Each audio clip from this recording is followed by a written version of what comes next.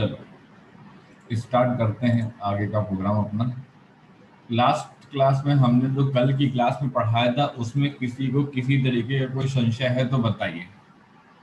किसी को भी लास्ट क्लास में कोई भी बात ना समझ में आई हो तो हमको बताएं। जो क्लियर होना बहुत ज़रूरी है, वरना फिर फायदा नहीं। हाँ बेटा, हाँ कोई कुछ कह रहा था क्या? चलो, तो हमने लास्ट क्लास में आपको सिर्फ ये बताया था कि जब आपको कभी भी हम कोई भी कंडीशन दे देंगे, कंडीशन कैसे भी हो सकती है। अभी जब मैं आपको आगे आने वाले समय में लॉज ऑफ मोशन करके चैप्टर पढ़ाऊंगा ना, वहाँ पे block arrangement, incline block arrangement है ना, स्प्रिंग अरेंजमेंट, ठीक है, पुली अरेंजमेंट, बहुत सारे अरेंजमेंट करके सवाल करके आएंगे ना, वहाँ पे कुछ ऐसे ही सवाल आएंगे। तो वहाँ पे तुमको जब कंपोनेंट करना होगा तो ये नहीं होना चाहिए कि हमारा ये कॉन्सेप्ट नहीं क्लियर है, हमको ये नहीं पता है कि 37 किसके लिए होगा, cos 37 किसके लिए है, cos 53 किसके लिए, ये वहाँ पे नहीं होना चाहिए। ठीक है, तो इस चीज़ को पहले आप यहीं पे थोड़ा सा अपना क्लियर करके चलिए तो आपके लिए बहुत अच्छा रहेगा। ठीक, अच्छा, एक चीज और है, मैं सीबीएसई बोर्ड वाले बच्चों से बताना चाहूंगा, आईएससी वालों के लिए तो कोई दिक्कत नहीं है। सीबीएसई बोर्ड वाले बच्चे एक बात का ध्यान दें, एक चैप्टर है मोशन इन अ प्लेन। उस मोशन इन अ प्लेन के अंदर ये वेक्टर पढ़ाया जाता है। ठीक है, कुछ स्कूल में क्या होता है कि इसको बाद में पढ़ाते हैं, लेकिन मेरा ये मानना है कि वेक्टर पहले पढ़ाया जाना चाहिए ताकि हम वेक्टर के बेसिस पे सारे कॉन्सेप्ट को बना सकें। ठीक है, तो हमारा एक टॉपिक बस आगे पीछे रहता है, क्या नाम है तुम्हारे एनसीईआरटी बुक से, बाकी सारे तुम्हारे टॉपिक जो है वो बिल्कुल लाइन से चलते रहते हैं। ठीक है, हालांकि उसमें कोई दिक्कत आएगी नहीं, वो हार्डली 5 और 6 डेज का बस अंतर है, बाकी और कोई अंतर नहीं चलता। चलो, तो कहानी को आगे बढ़ाते हैं। तो अभी तक हम लोगों ने कुछ कॉन्सेप्ट अपने दिमाग में उठाए थे कि हम क्या नाम है कॉस अल्फा और साइन अल्फा जैसी चीजें हमने समझी। और लास्ट में कल हमने जब हम एंड कर रहे थे तो हमने एक ये बात बताई थी कि अगर हम 3D वेक्टर्स के लिए सवाल को हल कर रहे होंगे तो हमारे पास साइन जैसा कुछ नहीं होगा। एक ओपी वेक्टर है, तो ये ओपी वेक्टर तुम्हारे पास स्पेस में है ना, ये ओपी वेक्टर तुम्हारे पास स्पेस में है। और जो ये ओपी वेक्टर तुम्हारे पास स्पेस में, अब किसी को ये लगे कि ये पर्टिकुलर वेक्टर तुम्हारे पास कैसे है तो जरा इसको ऐसे बना के देख लेना। ठीक है, ये तुम्हारे पास ऐसे समझना कि जैसे मान लो कि हमने ये तुम्हारे पास इसको यहाँ पे ज्वाइन कर दिया है। ठीक है, और इस वाले को तुम्हारे पास जो है हमने यहाँ पे ज्वाइन कर दिया है। तो इसने कहा ओ से लेकर के पी तक जो तुम्हारे पास वेक्टर आ रहा है वो ओपी वेक्टर है। तो cos of the alpha, cos of the beta, cos of the gamma, sine का कोई काम नहीं होता है 3D कोऑर्डिनेट सिस्टम। ठीक है, चलो, अब मैं आपको इनके क्वेश्चन कराने से पहले, सर हाँ एक बेटा, बात पूछनी थी। हाँ बोलो। सर जैसे हमें पहले दिया जाता था एक्स और वाई के बीच में रिजल्टेंट होता था, अगर जेड एक्सिस में दिया होगा तो कैसे करेंगे, किस एक्सिस के बीच से लेंगे मतलब? फिर से सवाल पूछो एक मिनट जरा अपना, क्या पूछा तुमने? मतलब सर जैसे पहले हमें फाइंड करना होता था एक्स कंपोनेंट तो वाई कंपोनेंट, तो रिजल्टेंट हमें एक्स और बी के बीच में दिया होता था। हाँ हाँ अगर हमें हाँ जेड फाइंड करना होगा तो कौन से तुम्हारी आवाज जो है कट गई है। रुको रुको, तुम्हारी आवाज कट गई है, मैं आधी बातों पता ही नहीं चली मेरे को। दिया होगा रिजल्टेंट। रुको रुको, जहां तक मैं तो तुम्हारी हमें बात सुन पाया हूँ, तुमने ये कहा अभी कि सर ये तुम्हारे पास y होता था, ये तुम्हारे पास x हुआ करता था, और हम लोग को जो है रिजल्टेंट ऐसे दिया जाता था। ठीक है ना, यही कह रहे हो शायद, जहाँ तक मुझे पता लग रहा है तुम्हारी बात से। ठीक, और ये हम लोग यहाँ पे x कंपोनेंट निकालते थे और y कंपोनेंट निकालते थे। ठीक है, तुम इसी में पूछ रहे हो कि हम लोग इसी में तुम्हारे पास z कंपोनेंट कैसे निकालेंगे, ये पूछ रहे हो इसमें सवाल में? ये चीज पूछ रहे हो क्या सवाल में? तुम्हारी आवाज सुनाई नहीं दी थी मेरे को पूरी। अगर हमको x और y में सवाल दिया गया होगा और हमको रिजल्टेंट, हाँ ठीक है, जब हम लोग को 2D का क्वेश्चन दिया हुआ है, ठीक है, 2D का हमको क्वेश्चन दिया गया है। अब 2D के क्वेश्चन में हमको क्वेश्चन 3 तरीके से दे सकते हैं वो, या तो वो मेरा क्वेश्चन एक्स वाई पे होगा, या तो वो मेरा क्वेश्चन वाई जेड पे होगा, या तो वो मेरा क्वेश्चन जो है एक्स जेड पे होगा।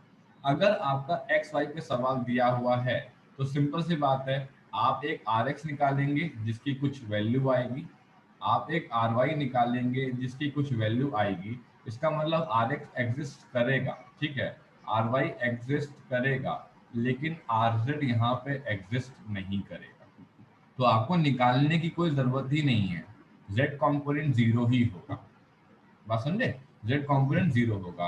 अब मान लो कि जैसे इसमें हमको कोई एक सवाल दिया होता और ऐसे दिया होता कि मान लो कि अगर कुछ ऐसा दिया होता कि ये कोई तुम्हारे पास रिजल्टेंट है R डैश करके, ठीक है, ये किसको ये R डैश जो है ये किस में आ गया, ये R डैश आ गया तुम्हारे पास जो है YZ कंपोनेंट में। तो इसका मतलब मैं RY की वैल्यू निकालूंगा, ठीक, मैं RZ की वैल्यू तुम्हारे पास निकालूंगा और मेरी RX की वैल्यू 0 हो जाएगी। तो whenever you are going to go for कि अगर आप 2D कोऑर्डिनेट सिस्टम पे डील कर रहे हो और थर्ड कोऑर्डिनेट के बारे में पूछ रहे हो तो आंसर 0 आएगा, ठीक। अब अगर तुम्हारा सवाल ये था कि सर नहीं हम ये नहीं पूछ रहे, हम यहाँ पूछ रहे थे, ठीक है, तुम्हारा सवाल अगर ये था कि नहीं हम तो यहाँ पे पूछ रहे थे, तो देखिए यहाँ के बारे में मैं आपको बताऊं।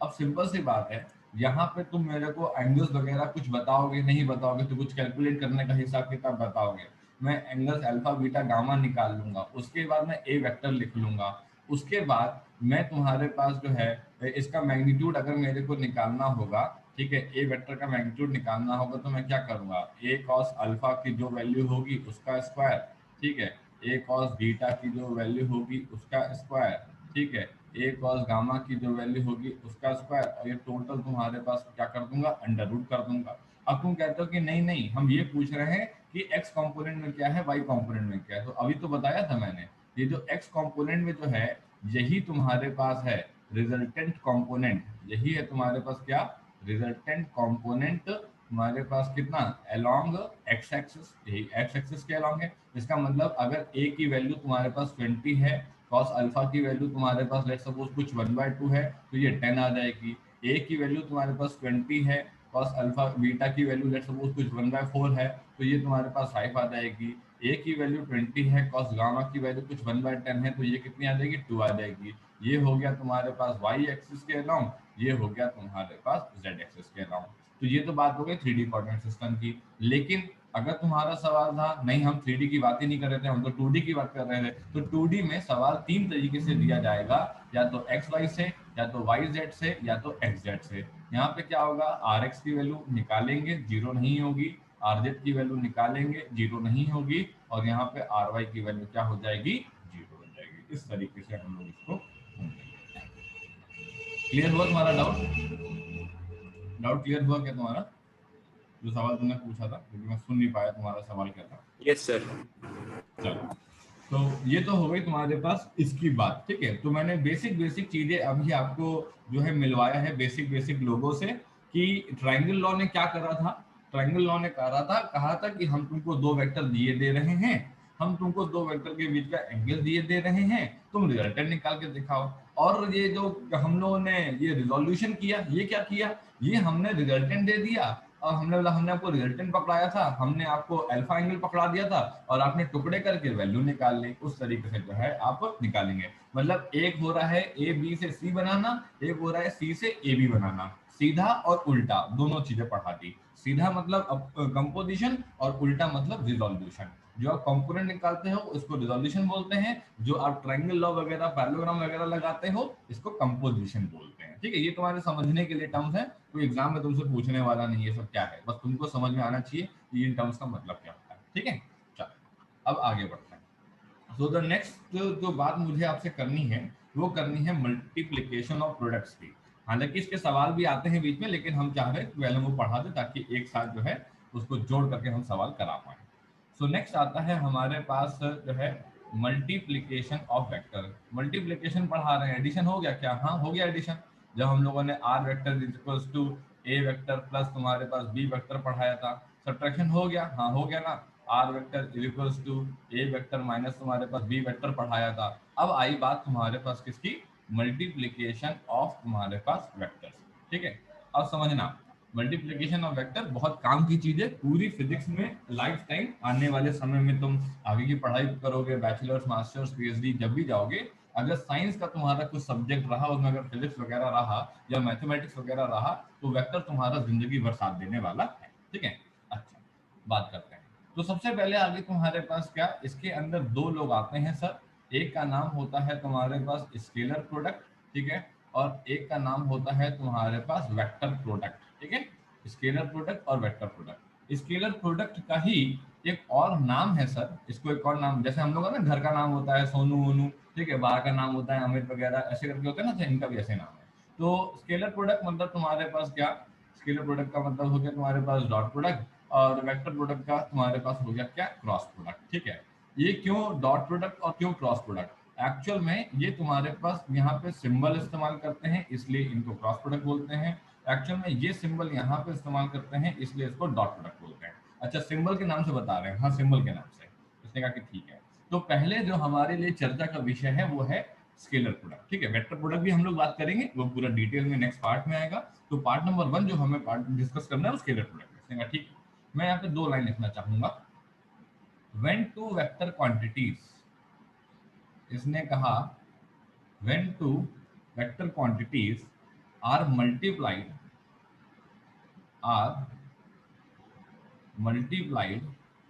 and as a result are multiplied and as a result a scalar quantity is obtained, a scalar quantity is obtained, a scalar quantity is obtained, it is called scalar product. It is called scalar product, it is called scalar product, इसको बोलते हैं scalar product, ठीक है।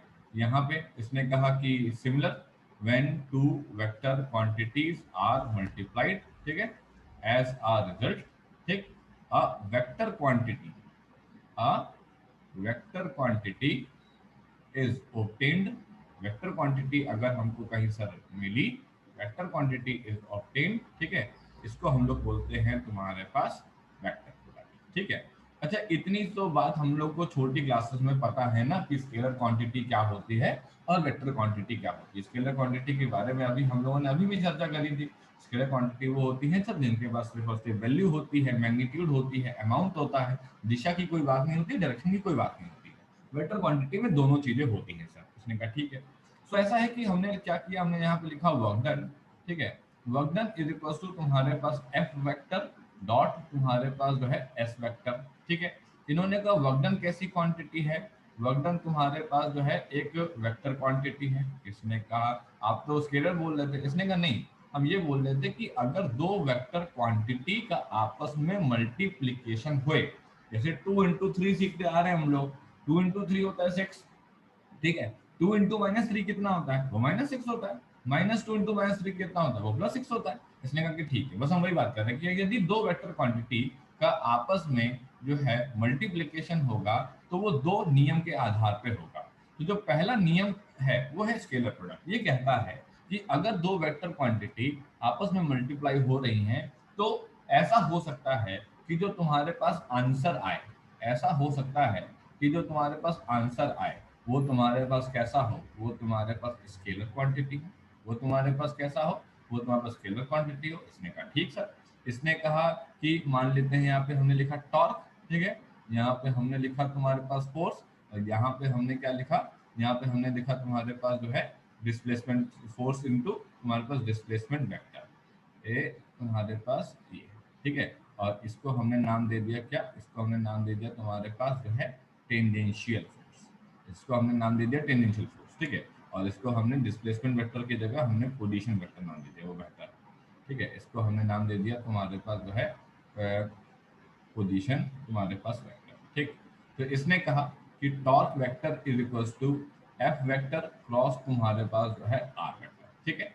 इसने कहा कि ये खुद कैसी क्वांटिटी, वेक्टर क्वांटिटी, ये खुद कैसी क्वांटिटी, वेक्टर क्वांटिटी, ये कैसी क्वांटिटी आई है, वेक्टर क्वांटिटी। अगर दो क्वांटिटी को हम लोग मल्टीप्लाई कर रहे हैं, मल्टीप्लाई करने के बाद आंसर जो है वो एक वेक्टर क्वांटिटी आता है, तो ये सब कुछ होगा तुम्हारे पास वेक्टर प्रोडक्ट के आधार पे। और अगर एक स्केलर आंसर आता है तो ये सब कुछ होगा एक स्केलर प्रोडक्ट के आधार पे। यहाँ पे लगा हुआ है तुम्हारे पास ये डॉट, इसीलिए इसका नाम है तुम्हारे पास डॉट प्रोडक्ट। यहाँ पे लगा हुआ है ये तुम्हारे पास एक्स, एक्स मतलब क्रॉस, और इसीलिए इसका नाम है तुम्हारे पास क्रॉस प्रोडक्ट। तो डॉट मतलब तुम्हारे पास स्केलर प्रोडक्ट, क्रॉस मतलब तुम्हारे पास वेक्टर प्रोडक्ट, मतलब कि दो वेक्टर क्वांटिटी आपस में मल्टीप्लाई होंगी, दो वेक्टर क्वांटिटी आपस में मल्टीप्लाई होंगी, और जब दो वेक्टर क्वांटिटी आपस में मल्टीप्लाई होंगी तो फिर हम लोग जो है आंसर जो निकालेंगे वो हमारा स्केलर क्वांटिटी होगा।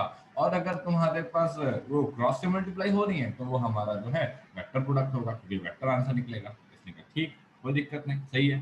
फिर इसने कहा कि अगर सर हम लोग ये लिख लें एम ए वेक्टर, ठीक है, तो ये हमारा आता है फोर्स वेक्टर। अगर सर हम लोग ये लिख दें तुम्हारे पास एम वी वेक्टर, तो हमारा आता है मोमेंटम। यहाँ पे एक क्वांटिटी तुम्हारे पास स्केलर है, एक क्वांटिटी तुम्हारे पास वेक्टर है, एक क्वांटिटी तुम्हारे पास स्केलर है, एक क्वांटिटी तुम्हारे पास वेक्टर है। यहाँ पे ना तो स्केलर प्रोडक्ट हो रहा है ना तो वेक्टर प्रोडक्ट हो रहा है। क्यों नहीं हो रहा सर? होना तो चाहिए, अभी तो आपने बताया। यहाँ पे शर्त पूरी नहीं की गई। कौन सी शर्त पूरी नहीं की गई? यहाँ पे ये शर्त नहीं पूरी की गई कि दोनों जो क्वांटिटी होनी चाहिए थी वो दोनों क्वांटिटी वेक्टर क्वांटिटी होनी चाहिए थी, लेकिन यहाँ तक स्केलर क्वांटिटी मल्टीप्लाई हुई है। इसका मतलब है कि व्हेन व्हेन स्केलर क्वांटिटी, इसका मतलब है कि when scalar quantity is multiplied, ठीक है, व्हेन तुम्हारे पास scalar quantity is multiplied to तुम्हारे पास वेक्टर क्वांटिटी, अगर एक स्केलर क्वांटिटी मल्टीप्लाई होती है तुम्हारे पास vector quantity, we get we get vector quantity, तो हमको वेक्टर क्वांटिटी यहाँ पे मिलती है। आई बात समझ में? तो ये ना तो तुम्हारे पास कोई स्केलर प्रोडक्ट हम लोग कह सकते हैं, ना तो ये कोई तुम्हारे पास स्केलर प्रोडक्ट है, और ना ही तुम्हारे पास कोई ये वेक्टर प्रोडक्ट है। तो इस बात को जरा ध्यान से समझिएगा कि वेक्टर प्रोडक्ट कब, स्केलर प्रोडक्ट कब। वेक्टर प्रोडक्ट स्केलर प्रोडक्ट तब जब तुम्हारे पास दो वेक्टर क्वांटिटी हो आपस में मल्टीप्लाई करने के लिए। अगर तुम्हारे पास दो वेक्टर क्वांटिटी नहीं है आपस में मल्टीप्लाई करने के लिए, ठीक है, एक स्केलर है एक वेक्टर है, तो आंसर वेक्टर क्वांटिटी ही आएगी, चाहे तुम जो करना। आई बात समझ में? इस तरीके से तुम्हारे पास ये यहाँ पे बनेगा। सभी लोगों को बात क्लियर है? ठीक, इसमें कोई डाउट तो नहीं किसी भी तरीके का। अब कोई यहाँ पे ये कहता है कि मान लो कि जैसे मैंने फोर्स वेक्टर को तुम्हारे पास डिस्प्लेसमेंट वेक्टर से ऐड कर दिया, तो क्या होगा? इसने कहा कुछ भी नहीं होगा, वी कैन ऑलवेज ऐड। इसने कहा कि वी कैन ऑलवेज तुम्हारे पास ऐड, हम तुम्हें हमेशा ही तुम्हारे पास जो है ऐड कर सकते हैं, ठीक है, सेम नेचर क्वांटिटीज को। हम हमेशा ही तुम्हारे पास ऐड कर सकते हैं किसको? सेम नेचर तुम्हारे पास क्वांटिटीज को, ठीक है। अगर हम सेम नेचर क्वांटिटीज को तुम्हारे पास जो है ऐड करेंगे तो तुम्हारे पास क्या आएगा? तो इसने कहा कि अगर आप सेम नेचर तुम्हारे पास क्वांटिटीज को यहाँ पे ऐड करने वाले हो तो होगा क्या कि तुम्हारे पास, हम जैसे मान लो फोर्स को करना है तो हम F1 वेक्टर और F2 वेक्टर कर सकते हैं। अगर मान लो तुम्हारे पास डिस्प्लेसमेंट को करना है तो S1 vector plus S2 vector कर सकते हैं, ठीक है। ऐसा नहीं कर सकते कि फोर्स को डिस्प्लेसमेंट से ऐड कर दें, तो हमें कुछ भी नहीं मिलेगा। मतलब इस पर्टिकुलर एक्सप्रेशन का कोई सेंस ही नहीं होगा, किसी भी तरीके से तुम्हारे पास कोई भी सेंस नहीं होगा, ठीक है। आई बात समझ में? अच्छा, टॉर्क के बारे में शायद कुछ लोग कम लोग जानते होंगे, ठीक है। आईएससी वाले शायद जानते हो, सीबीएसई वाले शायद ना जानते हो, ठीक है। तो देखिए टॉर्क के बारे में मैं आपको जरा समझा दूं, ठीक है। टॉर्क के बारे में आपको इतना नहीं पता होगा कि अगर तुम्हारे पास ये एक हमने फोर्स लिया, ठीक है, ये फोर्स हमने कैसे लिया?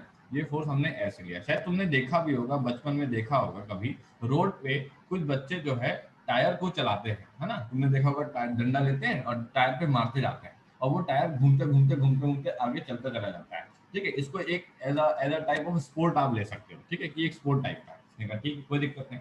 इसने क्या कहा कि जब हम इस पर्टिकुलर टेंजेंशियल फोर्स को, जब इस पर्टिकुलर टेंजेंशियल फोर्स को तुम्हारे पास मल्टीप्लाई करते हैं तुम्हारे पास इस दूरी से, तो ये बॉडी जो है वो रोटेट करती है। ये बॉडी क्या करती है? तुम्हारे पास रोटेट करती है। इसने कहा कि ठीक है। अब अगर मान लो कि मैं तुमको ऐसे समझाऊं यहाँ पे कि लेट्स सपोज कि ये तुम्हारे पास मैंने ऐसे ले लिया, ठीक है, और ये मैंने यहाँ पे कंसीडर कर लिया तुम्हारे पास जो है ये तुम्हारे पास ऐसे समझ लो, हाँ, ये मैंने तुम्हारे कंसीडर कर लिया तुम्हारे पास एक आर वेक्टर, ठीक है, एक मैंने पोजीशन वेक्टर कंसीडर कर लिया, और मैंने कहा कि भाई ऐसा है कि मैं जो है यहाँ पे तुम्हारे पास एक एफ वेक्टर लगा रहा हूँ, ठीक है।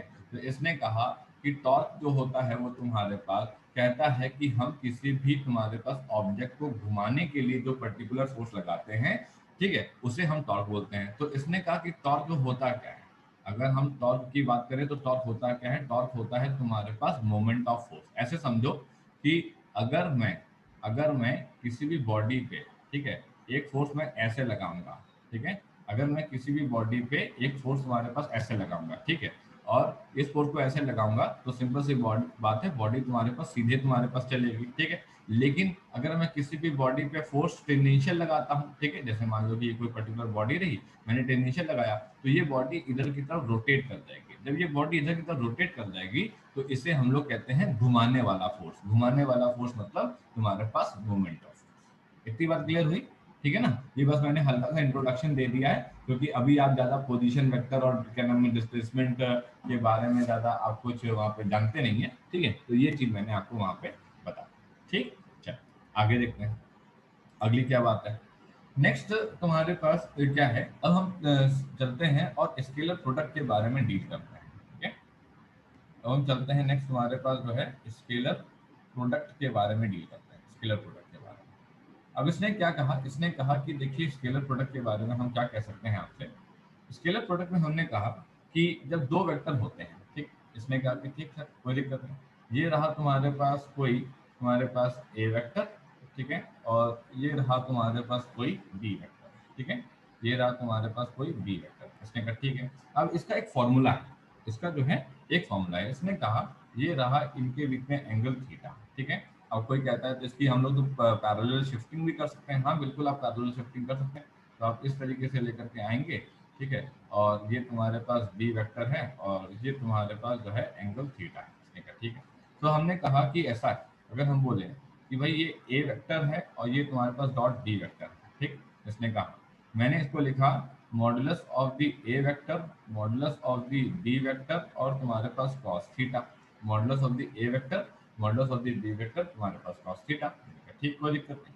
तो इसने कहा कि हम इसे ऐसे भी लिख सकते थे ए बी तुम्हारे पास कॉस थीटा, ठीक है। अब तुम कहोगे कि इसको हम ऐसे भी लिख सकते थे ना सर, कि इसको हम लिख देते तुम्हारे पास जो है ए वेक्टर, ठीक है, और इसको हम लिख देते तुम्हारे पास ये बी है, तो ये क्या हो जाता तुम्हारे पास, ये हो जाता तुम्हारे पास जो है क्या बी कॉस थीटा, ठीक है। तो हमने कहा कि बी कॉस थीटा जो आपने लिखा है इसे क्या लिखेंगे, इसे हम कैसे लिखते हैं, इसे लिख सकते हैं कि मैग्नीट्यूड ऑफ तुम्हारे पास component of, magnitude of component of B तुम्हारे पास अलोंग तुम्हारे पास A, magnitude of component of B along A. तो बी कॉस थीटा कौन है, बी कॉस थीटा तुम्हारे पास जो तुम्हारे पास बी वेक्टर है उसका बी कॉस थीटा अलोंग ए हो जाएगा और बी साइन थीटा ए के परपेंडिकुलर चला जाएगा, ठीक है। इसने कहा मेरे को बी साइन थीटा से कोई मतलब नहीं है, मैं सिर्फ और सिर्फ बी कॉस थीटा जानना चाहता हूँ। मतलब मैं लेट्स सपोज अगर मैंने इसको एक्स एक्सिस लिया होता तो मैं बी एक्स क्या बोलता, मैं बी एक्स को बोलता तुम्हारे पास बी कॉस थीटा, और मैं इसका मैग्नीट्यूड निकालना चाहता हूँ तो वो बी कॉस थीटा वैल्यू हो गई। इसने कहा हाँ, इसने कहा कि magnitude of component of B along A अगर हमने लिया तो हम इसे लिख सकते हैं क्या, ए इंटू तुम्हारे पास बी कॉस थीटा। हमने कहा इसका मतलब ये हुआ कि जब भी हमको किसी भी दो वेक्टर क्वांटिटी का डॉट प्रोडक्ट निकालना होगा तो हमको एक फॉर्मूला इस्तेमाल करना होगा। तो ये फॉर्मूला कहता है कि A vector dot B vector is equals to modulus of the A vector modulus of the B vector तुम्हारे पास कॉस थीटा। इसने कहा कि ठीक है कोई दिक्कत नहीं, सही है। अब सवाल ये आता है कि A vector dot B vector आपने किया, ठीक है, what about B vector dot A vector, अगर आप B vector dot A vector करते सर तो क्या होता सीन। तो हमने कहा बात तो सही है, तो हमने फिर से बनाया, यहाँ पे हमने यहाँ पे इधर की तरफ बनाया, ठीक है, ये तुम्हारे पास जो है ए वेक्टर और हमने इधर की तरफ तुम्हारे पास एक बनाया अपना तुम्हारे पास बी वेक्टर बनाया, ठीक है। अब अगर मैं आपके से लिखना चाहूँ तो मैंने कहा कि भाई ये थीटा है तुम्हारे पास, ठीक है। लेट सपोज थोड़ी देर के लिए ये तुम्हारे पास एक एक्स एक्सिस है, ठीक है, और ये तुम्हारे पास जो है, और ये तुम्हारे पास जो है ये क्या है तुम्हारे पास वाई एक्सिस है। इसने कहा ठीक है, इसे क्या लिख पाओगे, इसे लिख पाओगे तुम्हारे पास कितना ए कॉस थीटा। हमने कहा ठीक है। अब मैंने लिखा बी वेक्टर डॉट तुम्हारे पास ए वेक्टर, इसका मतलब ये हो गया बी वेक्टर का मॉड्यूलस तुम्हारे पास ए वेक्टर का मॉड्यूलस और तुम्हारे पास कॉस थीटा।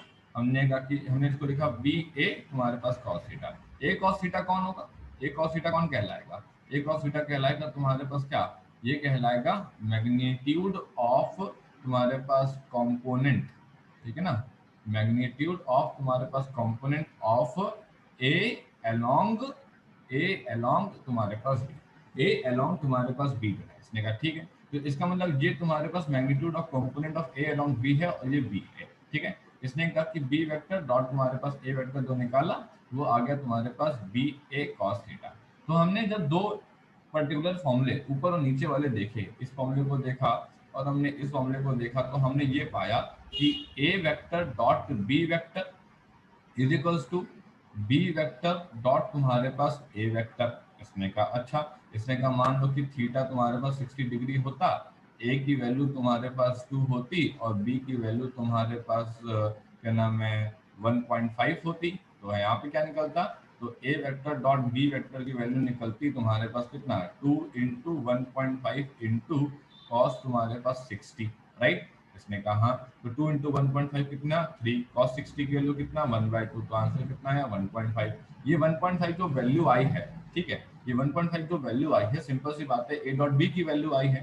ए डॉट बी जो तुम्हारे पास आया है वो तुम्हारे पास एक वेक्टर क्वांटिटी है, इसलिए यहाँ पे कोई डायरेक्शन का कोई लेना देना नहीं है। सिमिलरली अगर हमने यहाँ पे निकाला होता 1.5 इंटू 2 इंटू तुम्हारे पास कॉस 60, तो भी तुम्हारे पास ये आता 3/2, ये वैल्यू कितना आता 1.5 आता। इसका मतलब है कि ए डॉट बी और बी डॉट ए के बराबर होता है। इसने कहा कि ठीक है कोई दिक्कत नहीं। आप लोगों ने बचपन में पढ़ा होगा मैथमेटिक्स में कॉम्यूटेटिव लॉ, डिस्ट्रीब्यूटिव लॉ और एसोसिएटिव लॉ, याद है ना, आप लोगों ने इसकी पढ़ी थी। तो इसने कहा कि अगर हम लोग बात करें तुम्हारे पास प्रॉपर्टीज की, अगर हम लोग बात करें तुम्हारे पास प्रॉपर्टीज की, तो सबसे पहले इसने कहा कि scalar product is always, scalar product is always तुम्हारे पास कॉम्यूटेटिव इन नेचर। ये कभी कभार एग्जाम में आ जाता है, which one of the following property does not hold by the scalar product. Scalar product is always commutative in nature. इसका मतलब ये हुआ कि चाहे आप ए से बी की तरफ को देखें और चाहे आप बी से तुम्हारे पास ए की तरफ को देखें, आंसर दोनों का सेम आएगा। अगर आंसर दोनों का सेम आएगा तो स्केलर प्रोडक्ट कैसा होगा तुम्हारे पास, कॉम्यूटेटिव इन नेचर होगा। इसने कहा ठीक है कोई दिक्कत नहीं।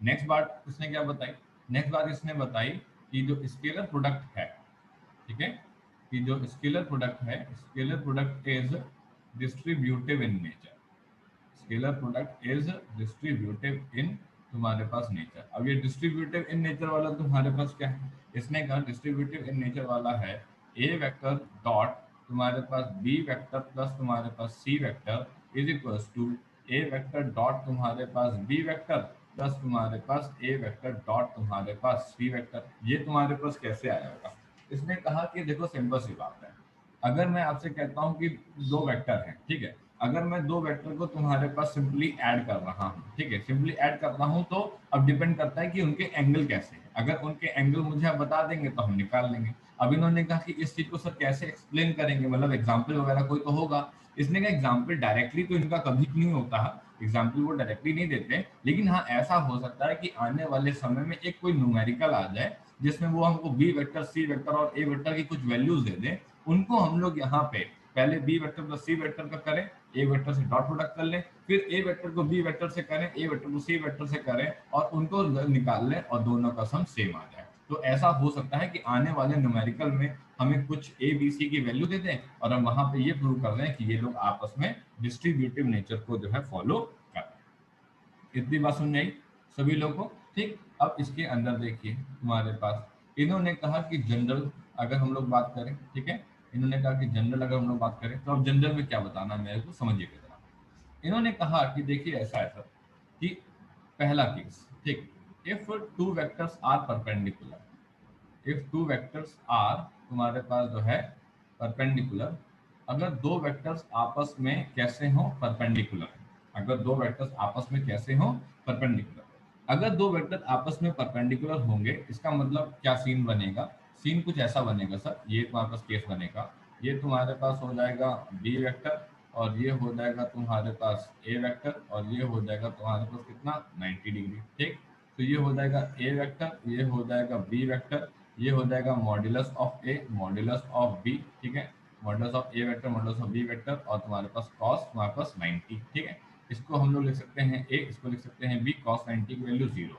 इसका मतलब है कि अगर दो वेक्टर, अगर दो तुम्हारे पास वेक्टर क्वांटिटी आपस में परपेंडिकुलर हैं तो इनका डॉट प्रोडक्ट हमेशा 0 होगा, ठीक। ध्यान रखिएगा, if two vectors are perpendicular then their dot product is then their dot product is always zero, उनका डॉट प्रोडक्ट तुम्हारे पास हमेशा ही कैसा रहेगा, जीरो रहेगा। हमने कहा ठीक सर, कोई दिक्कत नहीं।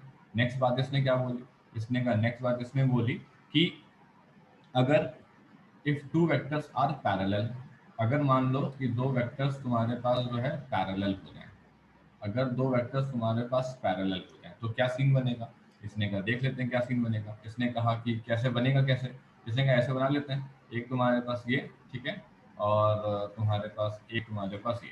अब जब वेक्टर में पैरेलल बनाऊंगा तो क्या ये जरूरी है कि दोनों का मैग्नीट्यूड बराबर हो, नहीं, बिल्कुल भी जरूरी नहीं है। एक का मैग्नीट्यूड छोटा भी हो सकता है, एक का मैग्नीट्यूड बड़ा भी हो सकता है, मतलब एक की लंबाई बड़ी भी हो सकती है, एक की लंबाई छोटी भी हो सकती है। तो इसने कहा ठीक है, तो इसने कहा कि अगर दो वेक्टर आपस में पैरेलल हैं तो A vector dot B vector is equals to modulus of तुम्हारे पास A vector modulus of B vector cos तुम्हारे पास, अब इनके बीच में एंगल कितना है भाई, जब भी पैरेलल होता है तो एंगल होता है जीरो, तो कॉस जीरो, तो ये क्या आया, ये आया ए, ये आया तुम्हारे पास बी, कॉस जीरो की वैल्यू कितनी, वन, तो A vector dot B vector इनकी वैल्यू तुम्हारे पास हो गई कितना, ए बी हो गई। हमने कहा ठीक है, तीसरा निकालो।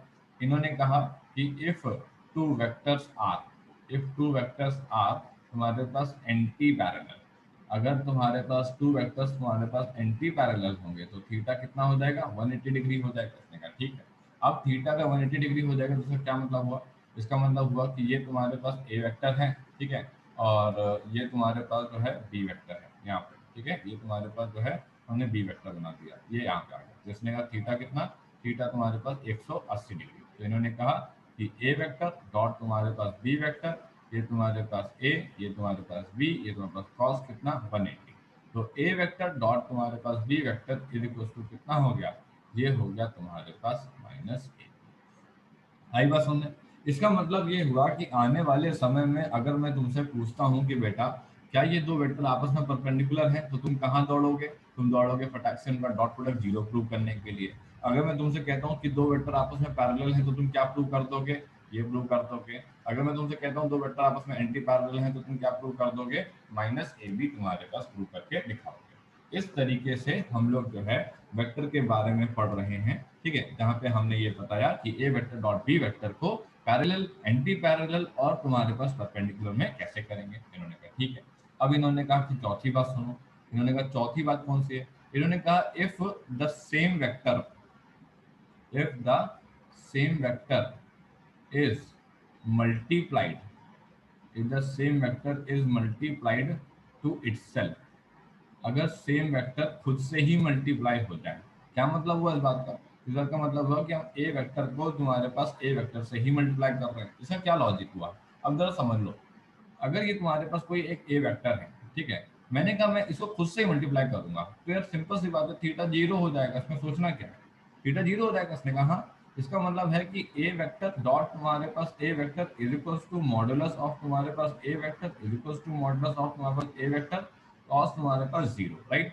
सो ए वेक्टर डॉट तुम्हारे पास ए वेक्टर को हम लोग क्या लिख सकते हैं, ए, ठीक है, इंटू ए कॉस जीरो की वैल्यू तुम्हारे पास वन, तो ये हो गया ए वेक्टर डॉट तुम्हारे पास ए वेक्टर, और इसको हम लिख सकते हैं ए स्क्वायर, या फिर हम इसको लिख सकते हैं ए वेक्टर के मॉड्यूलस का स्क्वायर, ठीक है। तो जरा सिंबल को अब ध्यान देना शुरू करिए, क्योंकि आप सिंबल में फंस सकते हैं इन सवालों में। ये सवाल आपको बस सिंबल में फंसा देगा। जब मैं ए वेक्टर डॉट ए वेक्टर लिख रहा हूँ तो सिंपल सी बात है, यहाँ पे मॉड्यूलस लगाऊंगा, यहाँ पे मॉड्यूलस लगाऊंगा, और यहाँ पे थीटा वाली वैल्यू रख दूंगा। इसने कहा ठीक है, कोई दिक्कत नहीं। अब इसने कहा ए स्क्वायर तुम आप लिख सकते हो और ए मॉड्यूलस का स्क्वायर करते हैं। पूरे वेक्टर में हम लोग ए मॉड्यूलस को तुम्हारे पास बड़े आराम से ए लिख सकते हैं, ठीक है, ए मॉड्यूलस को ए लिख सकते हैं। ए मॉड्यूलस को तुम्हारे पास कभी भी ये मत लिख देना, ठीक है, इसको कभी भी तुम्हारे पास ये मत लिख देना, ये गलत है। ए वेक्टर कभी भी तुम्हारे पास ए के बराबर नहीं है, ए मॉडुलस कभी भी तुम्हारे पास ए वेक्टर के बराबर नहीं है। जो ए वेक्टर का मॉडुलस है वही तुम्हारे पास जो है हमेशा ए के बराबर होगा। यहाँ तक सभी लोग को बात क्लियर हुई, सीधी सीधी बात कर रहे हैं, अभी तो कुछ मैंने ऐसा कुछ बताया भी नहीं है, ठीक है, आई बस समझने। चलो अब आगे देखते हैं। अब इन्होंने कहा कि यहाँ पे मेरे को ऑर्थोगोनल ट्राइड सिस्टम समझाना है, जरा समझिएगा। इन्होंने कहा ये तो हम लोग पढ़े हुए ना सर, जिसमें हम लोग क्या नाम है एक्स वाई जेड एक्सिस पढ़ते हैं, हाँ बात तो सही है। इसने कहा कि देखो इसके अंदर ये होता है तुम्हारे पास वाई एक्सिस, ये होता है तुम्हारे पास एक्स एक्सिस, और ये होता है तुम्हारे पास क्या जेड एक्सिस, राइट। ये होता है तुम्हारे पास जे कैप ये होता है तुम्हारे पास आई कैप, ये होता है तुम्हारे पास कितना के कैप। इसने कहा ठीक है। अब अगर मैं आपसे बहुत सिंपल सी बात करता हूँ, क्या हम लोग को टीचर ने ये पढ़ाया है कि बेटा जो 3 एक्सिस हैं, ठीक है, जिसके बारे में हमारी पूरी मैथमेटिक्स और पूरी फिजिक्स जिस पे स्टार्ट होती है, क्या वो तीनों एक्सिस आपस में परपेंडिकुलर होना जरूरी है? हाँ सर, ये तो पढ़ाया गया है। ये तो पढ़ाया गया है कि x और y के बीच में 90 डिग्री 100% है, ठीक है, और y और z के बीच में 90 डिग्री 100% है, और तुम्हारे पास x और तुम्हारे पास z के बीच में 90 डिग्री 100% है। इसमें तो कोई शक नहीं, ठीक सर, कोई शक नहीं, बढ़िया है। अब इसने कहा कि अगर ऐसा होगा तो मैं अगर आपसे पूछूं कि मुझे आई वेक्टर डॉट तुम्हारे पास जो है जे वेक्टर निकालना है, तो तुम कहोगे आई वेक्टर का मॉडुलस चाहिए है और जे वेक्टर का मॉडुलस चाहिए है और मेरे को इनके बीच का एंगल चाहिए है। ये कौन है? कौन ये है तुम्हारे पास यूनिट वेक्टर। कौन लोग हैं ये? Unit vector. क्या है इनकी जिंदगी का मकसद? इनकी जिंदगी का सिर्फ इतना मकसद है, यह लोग तुम्हारी जो बॉडी है कहाँ जा रही है, मतलब वेलोसिटी क्या है उसकी, है ना, और उसका क्या नाम है, एक्सेलरेशन क्या है, उसका फोर्स क्या है। अब जैसे मान लो कि मैं तुमसे कहता हूँ कि भाई ये कोई पर्टिकुलर बॉडी है, लेट्स सपोज कि मैंने तुम्हारे सामने ये छोटा सा एक डायग्राम बनाया, ये वाला डायग्राम बनाया मैंने, ठीक है, और मैंने यहाँ पे कह दिया कि मैंने यहाँ पे एक ऑब्जेक्ट रखा हुआ था, ठीक है, मैंने यहाँ पे जो है एक ऑब्जेक्ट रखा हुआ था, यहाँ पे मुझे 2 न्यूटन का फोर्स लग रहा था ऑब्जेक्ट पे। मान लो कि तुम जो है इस पर्टिकुलर बॉक्स पे, तुम जो है इस पर्टिकुलर बॉक्स पे 2 न्यूटन का फोर्स इधर लगा रहे थे, 4 न्यूटन का फोर्स कोई इधर लगा रहा था, और 6 न्यूटन का फोर्स कोई इधर लगा रहा था। अब मैंने तुमसे पूछा कौन है ये लोग, तुम कहोगे कौन है क्या? ये तो फोर्स है, ये फोर्स अलोंग एक्स डायरेक्शन है, ये जो फोर्स है ये फोर्स अलोंग वाई डायरेक्शन है, ये जो फोर्स है ये फोर्स अलोंग जेड डायरेक्शन, ठीक है। अब अगर मैं एफ वेक्टर लिखने जाऊंगा तो मैं ऐसे लिखूंगा F X of the I cap, ठीक है, F Y of the J cap, ठीक है, और F Z of the K cap, ठीक है। मैं लिखूंगा 2 तुम्हारे पास आई कैप, ठीक है, 4 तुम्हारे पास जे कैप, ठीक है, 6 तुम्हारे पास के कैप। क्या लॉजिक हुआ इस बात का? इस बात का यह लॉजिक हुआ कि जो 2 आई कैप है, जो 4 जे कैप है, जो 6 के कैप है, आई कैप पे 2 लिखा हुआ है, मतलब कि तुम्हारे पास, मतलब कि एक्स एक्सिस के अलोंग 2 न्यूटन का फोर्स लग रहा है, जे कैप पे 4 लिखा हुआ है, वाई एक्सिस के अलोंग 4 न्यूटन का फोर्स लग रहा है, के कैप के आगे 6 लिखा हुआ है, तुम्हारे पास जेड एक्सिस के अलोंग 6 न्यूटन का फोर्स लग रहा है। इन लोगों की जिंदगी का सिर्फ इतना मतलब होता है कि ये तुमको वेक्टर क्वांटिटी के आने वाले कंपोनेंट किधर किधर किधर कितना कितना कितना लग रहे हैं, इसके बारे में इंफॉर्मेशन देते हैं। कौन? आई जे के लोग। इसने कहा ठीक है, बढ़िया है। अब आई कैप का मॉडल्स जे कैप का मॉडल्स किया। अब मैंने कहा कि भाई यूनिट वेक्टर कौन थे? यूनिट वेक्टर थे जिनका मैग्नीट्यूड कितना होता है, जिनका मैग्नीट्यूड होता है तुम्हारे पास कितना, 1 होता है। 1 वैल्यू है, नंबर है, कोई यूनिट नहीं है, ठीक है, ध्यान रखिएगा, कोई यूनिट वगैरह ये नहीं है। इसने कहा ठीक है। तो अब इसने कहा 1 × 1 × cos 90, ठीक है, तो इसने कहा cos 0 की वैल्यू 1, cos 90 की वैल्यू 0, तो इसका मतलब है कि आई कैप तुम्हारे पास डॉट तुम्हारे पास जे कैप 0 आ गया। उन्होंने कहा ओके, ठीक सर, कोई दिक्कत नहीं। अब सिमिलरली इन्होंने आई कैप और तुम्हारे पास के कैप किया, तो इन्होंने आई कैप को उठाया और इन्होंने तुम्हारे पास के कैप को उठाया और फिर से cos 90 मार दिया। क्यों? क्योंकि आई और के बीच में 90 है ना सर, इसलिए। तो ये हो गया 1 × 1 × तुम्हारे पास 0 और फिर से आंसर 0 आ गया। अब जब इन्होंने आई कैप डॉट तुम्हारे पास आई कैप किया तो आई कैप का मॉडुलस मारा, आई कैप का मॉडुलस मारा, जो कि सेल्फ प्रोडक्ट हो रहा है वेक्टर का। इसने कहा कि इन दोनों के बीच में एंगल 0 होगा, तो 1 × 1 × 1 आंसर आ गया 1। ठीक है, सब लोग रीजॉइन कर लो, टाइम कंप्लीट हो रहा है, रीजॉइन कर लो इसमें।